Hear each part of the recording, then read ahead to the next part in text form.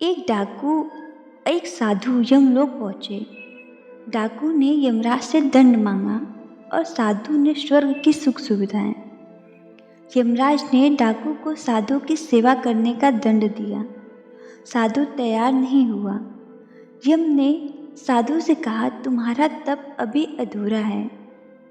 मृत्यु के बाद एक साधु और एक डाकू साथ साथ यमराज के दरबार पहुंचे।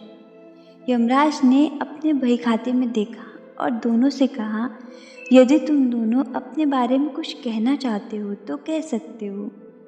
डाकू अत्यंत विनम्र शब्दों में बोला, महाराज, मैंने जीवन भर पाप कर्म किए हैं। मैं बहुत बड़ा अपराधी हूँ, अतः आप जो दंड मेरे लिए तय करेंगे मुझे स्वीकार होगा। डाकू के चुप होते ही साधु बोला, महाराज, मैंने आजीवन तपस्या और भक्ति की है।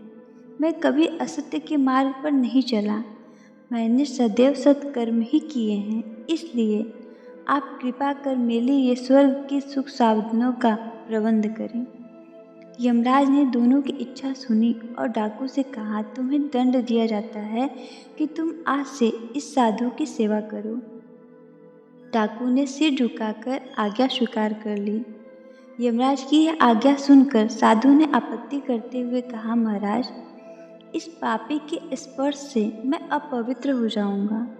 मेरी तपस्या तथा भक्ति का पूर्ण निरर्थक हो जाएगा।